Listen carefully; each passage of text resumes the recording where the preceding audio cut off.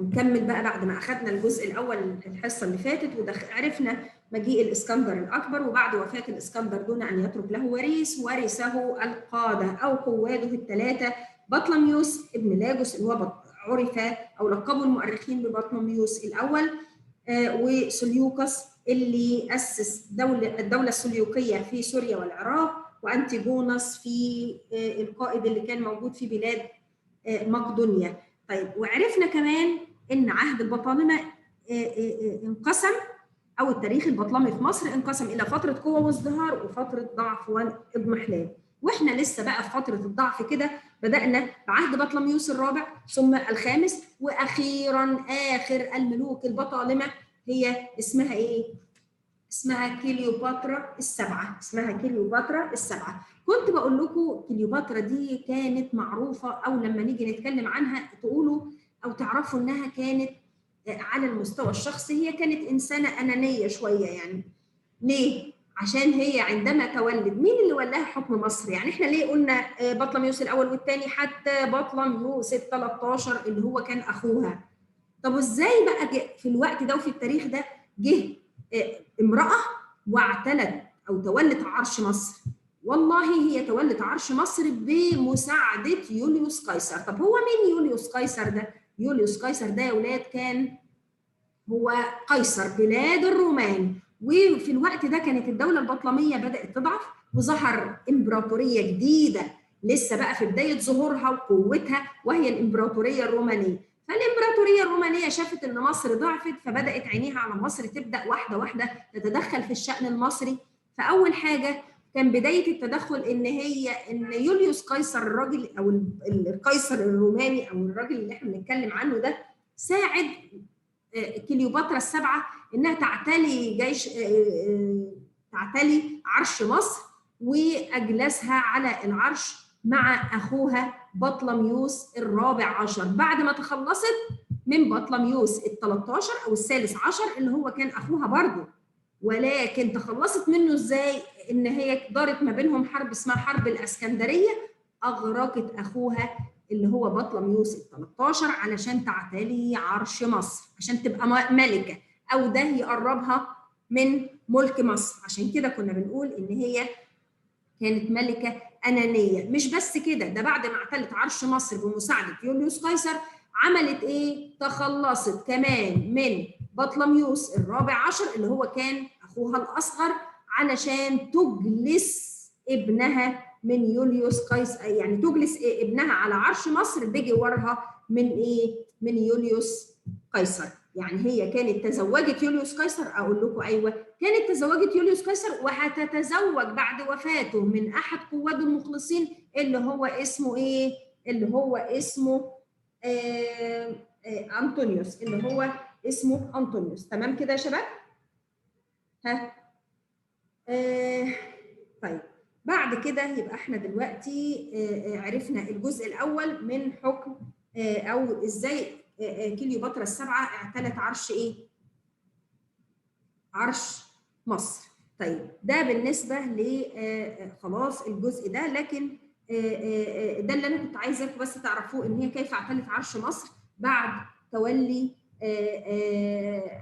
عرش مصر مع اخوها بطلميوس ال 13، وبعدين دارت ما بينهم حرب عشان تتخلص وتنفرد بحكم مصر اسمها حرب الاسكندريه. يبقى من النتائج المترتبه على حرب الاسكندريه اقول على طول انتصار كليوباترا السبعه وانفرادها بحكم مصر وتخلصها من اخوها بطلميوس الثالث عشر، وغرقوا في البحر المتوسط او في او بالقرب من شواطئ الاسكندريه. بعد كده مين اللي ساعدها عشان تعتلي عرش مصر وتزوجها؟ يوليوس قيصر. انجبت منه ابن، وطبعا هي في الوقت ده كانت، لان انتوا عارفين حكم مصر كان ملكي، فطبعا يوليوس بطلميوس الرابع عشر ده وبطلميوس الثالث عشر كل واحد كان بيحكم بدأ مكان ابيه، يعني بعد وفاه ابيه هو اللي بيتولى العرش.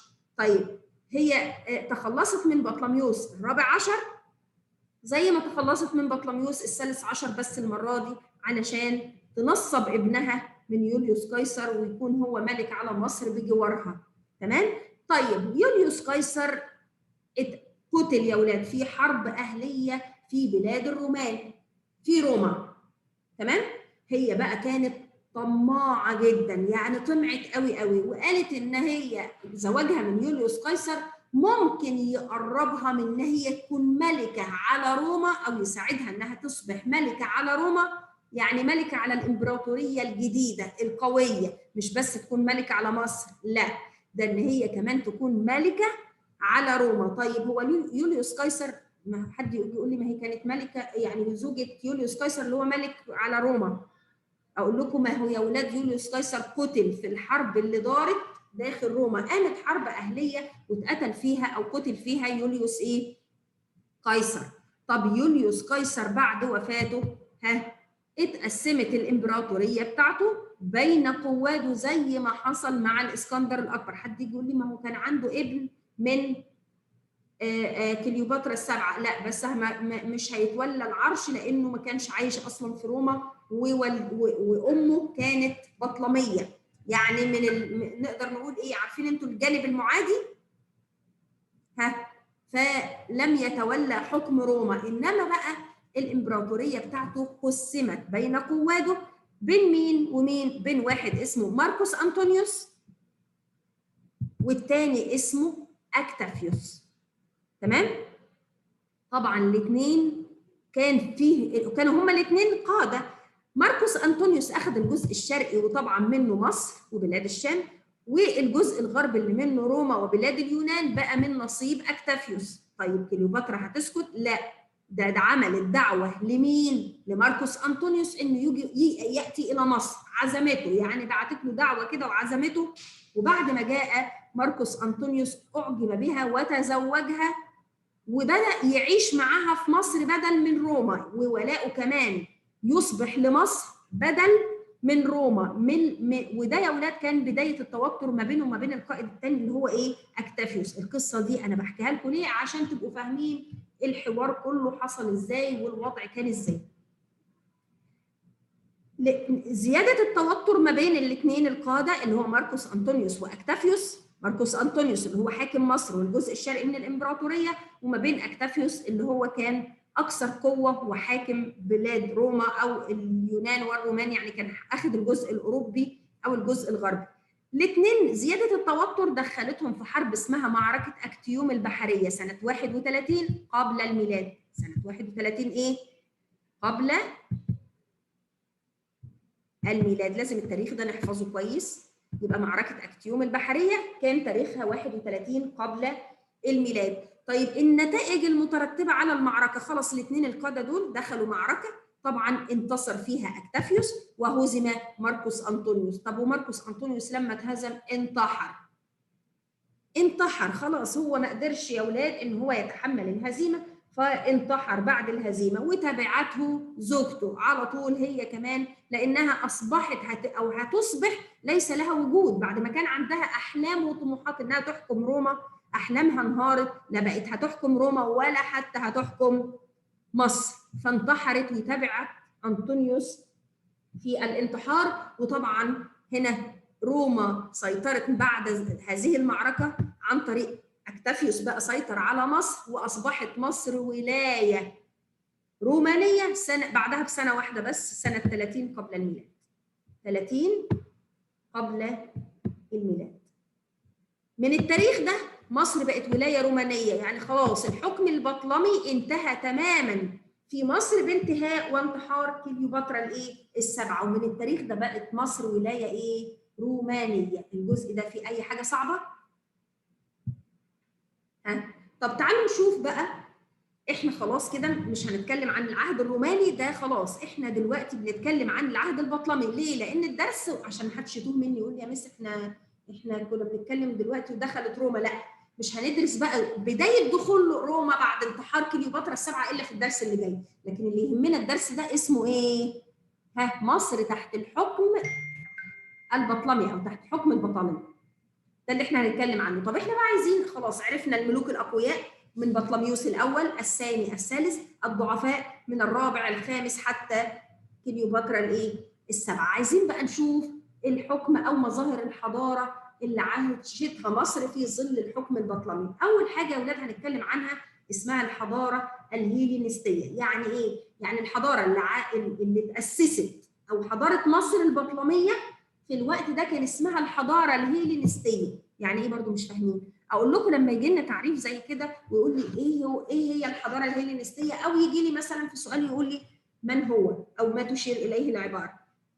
كانت مزيج بين الحضاره اليونانيه، لان انتوا عارفين البطالمه اصلهم يونان او اغريق، والحضاره المصريه القديمه او حضارات الشرق العريقه. اقول له دي الحضاره على طول الهيلينستيه، لان الاسكندر عندما دخل الى مصر ومنذ بدايه دخوله عمل على ايه؟ كان هدفه ان هو يكون حضاره عظيمه وجديده كمان في نفس الوقت، وتكون نتيجه لحاجتين. الحضاره المصريه القديمه حضاره كانت اعظم حضاره في التاريخ واول حضارات العالم واقدم الحضارات، وحضارته اليونانيه كان معتز بيها لانها برضو حضاره ايه؟ عظيمه جدا. فقال احنا لو دخلنا او خدنا المميزات اللي بتجمع ما بين الحضارتين هنطلع نتاج جديد، وده اللي سموه الحضاره الايه؟ الهيلينستيه. يبقى عرفنا يعني ايه حضاره هيلينستيه؟ يبقى هي دي الحضاره او مزيج من الحضارتين الشرقيه او الحضارات الشرقيه العريقه او مصر القديمه يعني مع حضاره اليونان القديمه. طيب عشان الاسكندر كان يقدر يحقق ده، طيب عمل ايه؟ دلل. هنا يبقى على طول دلل على صحه العباره. الاسكندر عشان يقدر يصنع الحضاره، خد الحضاره الهيلينستيه دي يا اولاد او الحضاره الجديده دي، خد او اتبع عده اجراءات. ايه هي هذه الاجراءات او هذه الاعمال؟ رقم واحد، فتح ابواب الشرق اللي هي مصر على مصراعيها، يعني مفتوحه الابواب على الاخر. ليه؟ امام اليونانيين للاقامه في مصر. يعني كمان هو شجع الهجره او هجره اليونان للمجيء والعمل في مصر. ادي اول حاجه. اثنين، اقاموا بعض المدن الجديده زي مدينه الاسكندريه في مصر علشان تصبح مركز لنمو تلك الحضاره. يعني ايه؟ يعني حضاره جديده وعظيمه بقى ولسه هتبهر العالم، يبقى لازم لها ايه؟ لازم لها مكان جديد. ومن خلال المكان الجديد اللي هي الاسكندريه نقدر ننشر الحضاره العظيمه دي. تمام؟ طيب وده كان الاجراءات اللي عملها الاسكندر. يبقى عشان يصنع الحضاره الهيلينستيه فتح ابواب الشرق على مصراعيها، وانا بتكلم عن مصر تحديدا، امام اليونانيين بهدف الاقامه والعمل. اثنين، انه اقام العديد من المدن الجديده زي الاسكندريه والبطالمه. هيكملوا يا اولاد بعد الاسكندريه، ولكن الاسكندريه كان ليها المركز الصداره واصبحت هي مركز لنمو تلك الايه؟ الحضاره الجديده. طيب الحضاره الهيلينستيه استفادت بقى كمان من حضارات مصر او الحضاره المصريه العريقه عشان تستمر طول العهد البطلمي. يعني كانت بتعتمد على اعمده او اركان مصريه. تمام؟ ده بالنسبه يا اولاد للحضاره الهيلينستيه. عرفنا الاجراءات عشان او يقدروا يعملوا الحضاره الجديده دي. طب تعالوا نشوف بقى الحضاره الهيلينستيه واهم صفاتها او اهم جوانبها او اهم اركانها. هنبدا بالركن السياسي او الحياه الايه؟ السياسيه. الحياه عندنا حياه سياسيه، اقتصاديه، اجتماعيه، دينيه، ثقافيه وفكريه وعلميه. طيب هبدا بالحياه السياسيه، يعني نظام الحكم والاداره زي ما احنا ماشيين طول السنه نقول حياه سياسيه يعني نظام الحكم والاداره. حكم البطالمه او البطالمه في مصر اعتبر الملك البطلمي نفسه وريث الملك الفرعوني. يعني ايه؟ يعني له الحكم المطلق، يعني يعبد، لا هو صاحب القرار والنفوذ الاول والاخير، بيجمع كل شيء في قبضه يده، له كل السلطات التشريعيه والتنفيذيه والقضائيه والدينيه، يعني كانه اله على الارض. تمام؟ ده بالنسبه للملك البطلمي. يبقى الملوك البطالمه حكموا مصر عن طريق ان هم اعتبروا نفسهم ورثه للملوك الفراعنه.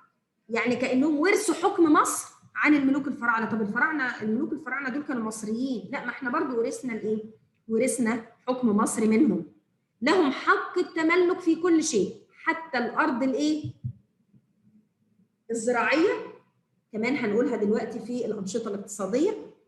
لهم الحق في التملك في كل شيء، ويجمعوا في يدهم او قبضتهم كل السلطات التشريعيه، يعني اصدار القوانين وتنفيذها، والقضاء، والناحيه الدينيه كمان لانهم كانوا بيعتبروا نفسهم الهه. اللي كان بيساعد الملك في حكم مصر وزير الماليه وكبير القضاه. وزير الماليه وكبير القضاه لو جات لي في اسئله اكمل. خلاص، يبقى ده بالنسبه للحياه السياسيه في ظل الحضاره الهيلينستيه. يبقى اتكلمت عن الحضاره الهيلينستيه، عرفت تعريفها وعرفت اجراءات الاسكندر الاكبر هنا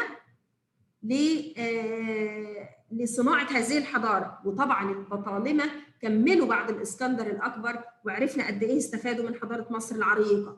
وبعدين اتكلمنا عن اول مظهر عندي الحياه السياسيه، عرفنا ان الملوك البطالمه اعتبروا نفسهم الهه وورثه للملوك الفراعنه عن حكم مصر، لهم الحق في تملك كل شيء في مصر بما فيهم الاراضي الايه الزراعيه، وان الرعيه دول واجب عليهم السمع والطاعه بس.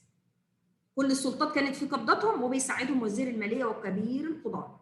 تعالوا نشوف الحياه الاقتصاديه اللي احنا دايما بناخد فيها زراعه صناعه تجاره. طبعا هنا هناخد الحياه الاقتصاديه كانت مليانه او زاخره بالاحداث او التفاصيل الكثيره في الدرس ده. طيب الملوك البطالمه طبقوا نظام في الحياه الاقتصاديه اسمه نظام الاحتكار. يعني ايه نظام الاحتكار؟ يعني الملك، احنا قلنا الملك بيجمع في قبضته كل شيء، بيحتكروا يعني هنزرع ايه؟ ايه اللي هنزرعه؟ هنبيعه بكام؟ هنصدره لمين؟ الصناعه نفس الكلام، هنصنع ايه؟ الملك هو اللي بيحدد ده. ايه الصناعات اللي انا عايزه اصنعها وهبيعها، هاخدها من المزارع بكام؟ المنتج الماده الخام، وهبيعها في السوق بكام؟ وكذلك التجاره، انا اللي بتحكم في كل شيء. هصدر لمين؟ هستورد لمين؟ اذا الاحتكار ده كان النظام المطبق في الحياه الاقتصاديه. طب ايه يا مس ليه هو الراجل يعني الملك البطلمي ده غاوي تعب؟ اقول لكم لا يا اولاد، دي فيها سؤال بما تفسر. بما تفسر.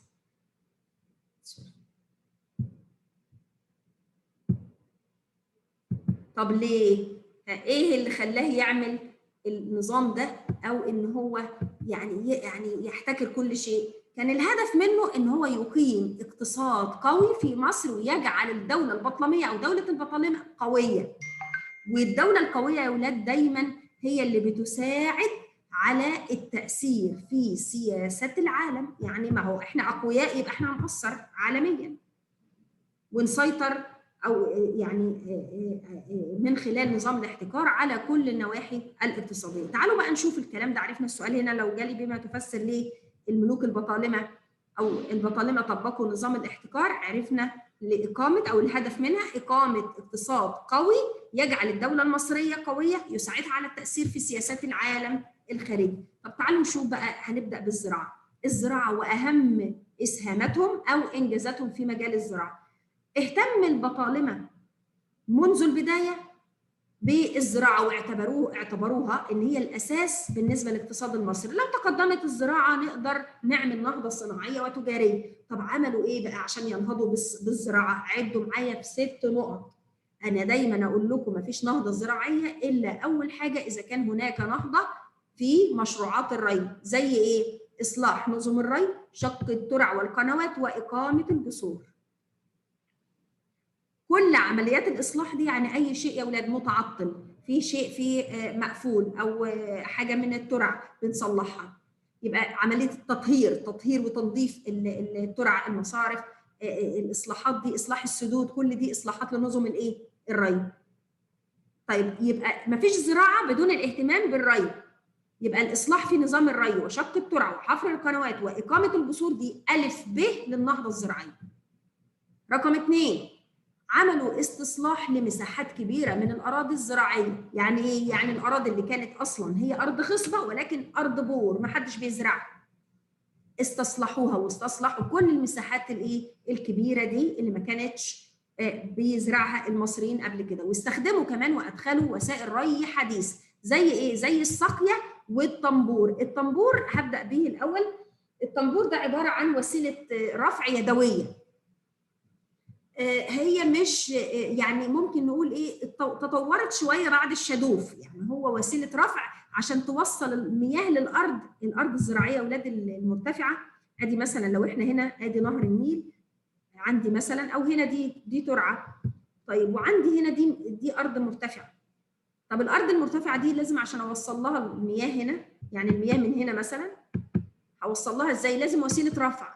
فكانوا بيستخدموا الطنبور، ودي وسيله ري يدويه الانسان هو اللي بيرفعها بايده، طبعا مرهقه جدا. انما الساقيه هي حاجه كده مش عارفه يعني، مش هعرف يعني اتمنى ان هي تكون واضحه شويه. هي حاجه كده بترفع وسيله من وسائل الري، بس يا اولاد اللي بيحركها هي بتبدا ترفع المياه، اللي بيحركها الحيوانات، يعني بيربطوها بالماشيه الابقار الجاموس كده، وتبدا تحرك الدايره دي كده من تحت لفوق، فترفع المياه للاراضي المرتفعه. يبقى عرفنا دي كانت وسائل حديثه، البطالمه هم اللي دخلوها في مصر، الساقيه والطنبور. لو عايزين تشوفوهم بشكل كبير ادخلوا شوفوها على اليوتيوب او على جوجل، هتلاقوا يعني الشكل بتاعها بشكل اوضح من الرسمه اللي انا رسماها دي. رقم 4 من الاصلاحات او النهضه اللي عملوها في الزراعه اتباع نظام الدوره الزراعيه. يعني ايه نظام الدوره الزراعيه؟ يعني ان قطعه الارض دي نزرعها اكتر من مره في العام الواحد. ده هيحافظ لي على ايه؟ هيديني زياده انتاج كبيره، وساعات في نفس الوقت لان في محاصيل بتزود الخصوبه هيحافظ لي على جوده وخصوبه التربه. رقم 5 الاهتمام بزراعه المحاصيل زي القمح والشعير والذره.